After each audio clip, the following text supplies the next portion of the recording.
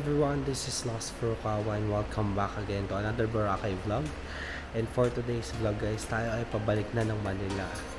So time to say goodbye na dito sa Boracay Island guys.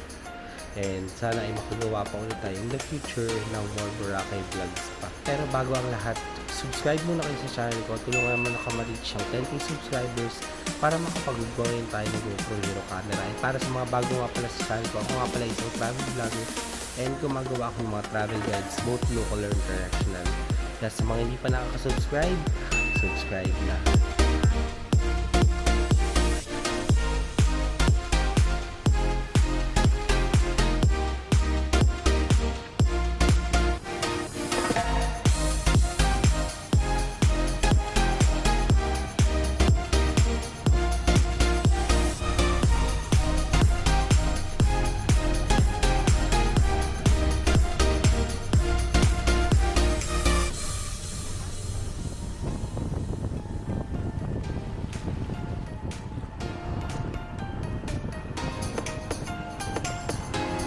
So we're now here guys at the Jetty Port, going back to the Katiklan Port.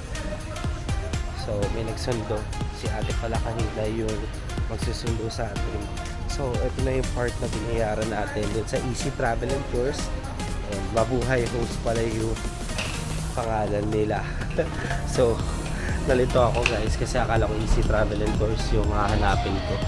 Pero ito, papunta na ako sa bangka ngayon. Sasakay na ulit tayo ng boat going back to the Katiklan Port. Ganda ng kanilang design guys. So Paskong Pasko na dito sa kanilang port. Ayan, dito yung terminal fee and verification counter, boat ticket tsaka boarding gate. Tsaka super lamig ngayon guys. I will surely miss Boracay. So hindi ko sure kung kailan ulit ako makakabalik, pero sana soon makabalik din tayo kaagad. Kasi feeling ko marami pa naman tayong hindi napupuntahan dito. And marami pa activities na hindi natatry. So mamimiss ko talaga ang Boracay Island guys. Ayan, so ito na yung part na binayaran natin nung una pa lang sa 1,000 pesos. Tama na 1,000? Oo, kasi balikan. Kaya yun. Tara na po. Thank you!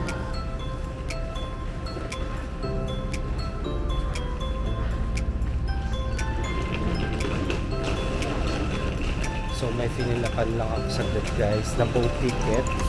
And binigay ko na rin kagad kay ate yung ticket ko. So upon arrival daw dun sa Katiklan Port, meron na rin susundo sa akin going to the airport.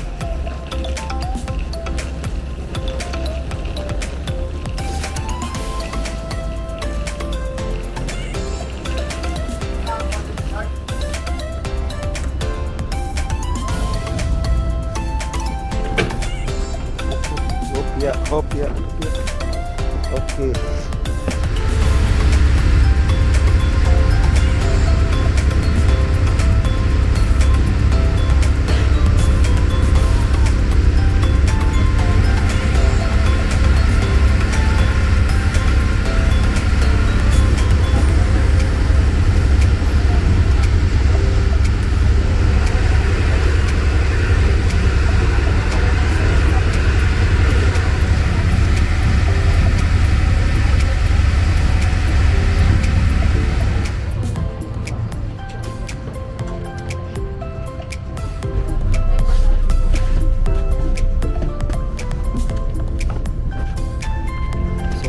Tayo ngayon sa Katiklan Port. And hahanapin na lang natin yung tricycle driver na sinabi sa akin ni ate. So ang bilis lang ng biyahe ko guys. Nandito na kaagad ako. Na-drop off na kaagad ako ng tricycle dito sa airport. So ang plano ko is kakain lang muna siguro. Ayan dito. Di ba dito tayo kumain last time sa M-Brooks? Kita nyo ba? Ayan pala.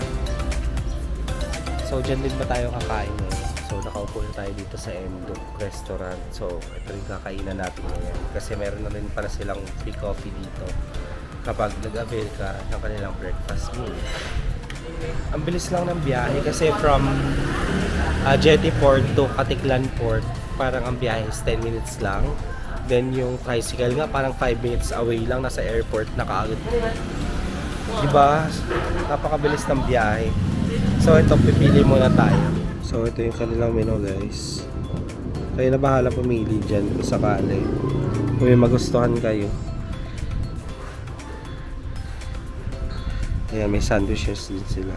Tignan nyo guys, so ang ganda pa rin ng kanilang restaurant. Diba? Nakastick talaga sila sa flag of the worlds. Ayan o. Ayan, simple lang yung kanilang design pero napakaganda and unique. So kagabi pala guys, nakalimutan ko na i-end yung video ko about sa nightlife natin, diba? Kasi pagod talaga ako from the party, jamming, as in fire dancing, ang saya. Yun talaga yung isa sa mga na-enjoy ko dito sa ating Boracay trip. And sana ay kayo rin ay nag-enjoy kagabi. So, mag-miss ko ang Boracay for its nightlife talaga. And sana ay makabalik pa tayo dito in the future para mag-celebrate ulit ng kanilang nightlife. Kasi iba talaga ang Boracay din sa gabi. Isa ito sa mga nagugustuhan kong nightlife like Boracay, also yung sa El Nido. Although sa Coron, parang hindi ko na-try sa Coron. Guys, comment down below kung meron ba sa Coron na nightlife talaga. Kasi parang 6 PM pa lang tulog na kami dun sa hotel. Ayun, so ito na as in yung M-Dux restaurant is katapat na mismo ng airport. Kaya hindi na kayo ma-attend. Tapos napakaraming pasalubong area or shops dyan.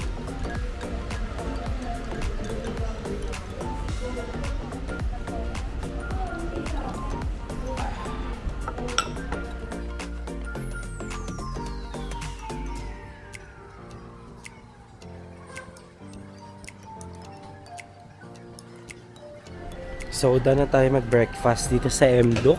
And ayan, pipila na tayo dyan para makuha na natin ang ating boarding pass sa check-in counter. Grabe guys, sobrang crowded ngayon dito sa check-in counter. So, pipila muna tayo dyan kasi kukunin natin yung boarding pass. Pila sila pass dito. Check-in.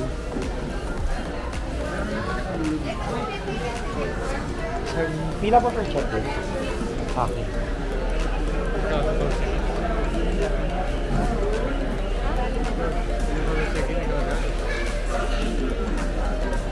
So we finally got our boarding pass na. And also nakalampas na rin tayo sa final security check-in. So nandito na tayo ngayon sa departure gate natin. Ayan. Dito tayo sa gate 3. Going to Manila. So dalawa pala to, 5J 920 and also 892. So may 950 flight. Ayan guys, so ito pa rin naman yung Boracay Airport. 'Di ba? Napakaraming tao. Going back to Manila. So ito open na yung shop. Kung gusto niyo magkape, also bumili ng pasalubong, ayan, pwede dito. So umupo muna ako dito sa tapat ng gate number 4 kasi medyo punuan yun nandun sa gate number 3 kasi doble-doble flight. And ang pinapapasok pa lang is group number 1. So ayan, wala pa naman tayo. Ano bang boarding group natin? Number 2. Ayan, number 2 tayo. So wait natin, tawagin na. Ayan pala guys, so kung gusto niyo mag Starbucks, meron dito. Ayan, pwede nyo siya dalhin sa airplane. Ayan. So, nandun tayo guys, yung gate 3. Nagpapapila na guys. Dito kasi wala masyadong pila. Or nakaupo. Thank you! So, dito daw tayo guys sa bus number 4. Goodbye, Boracay!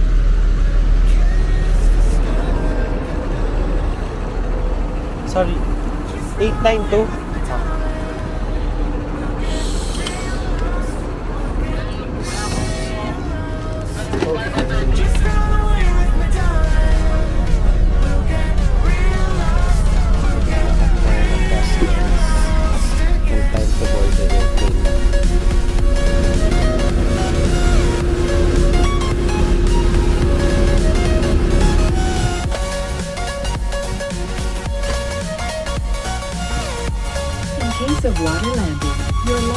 is found under your seat.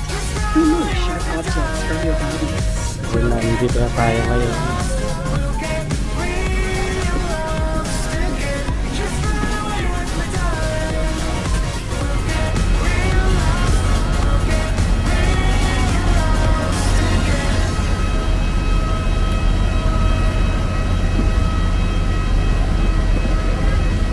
And we're finally here na guys sa NAIA Terminal 3. So maraming salamat sa pagsama sa ating Boracay vlog. And sana ay makapunta ulit tayo dun soon. And with new itinerary na. So dito ko na puputulin kasi ako'y uuwi na sa bahay. Pagod na rin ako sa biyahe and gusto ko pa matulog kasi maaga ako kanina nagising. Kasi maaga yung pick up time. By the way guys, wala na palang e-travel ang domestic flight. So, yun lang. Sa international na lang siya kung magtatanong kayo sa comment section. And also, kailangan 3 hours kayo from your Boracay hotel going to the airport para hindi kayo ma-hassle kasi napakahaba ng pila sa kanilang check-in counters. So that's it guys. Kung nagustuhan nyo itong video na to, don't forget to follow me on Facebook page, Instagram at Lost Furukawa. And if you want to do business or sponsorship with me, you can email me at lostfurukawa19@gmail.com. And guys, don't forget to hit like, subscribe, and notification bell para updated kayo sa mga bagong uploads ko. That's it guys. I really appreciate you being here. Let's start on another travel vlog series again in the next one. Bye-bye!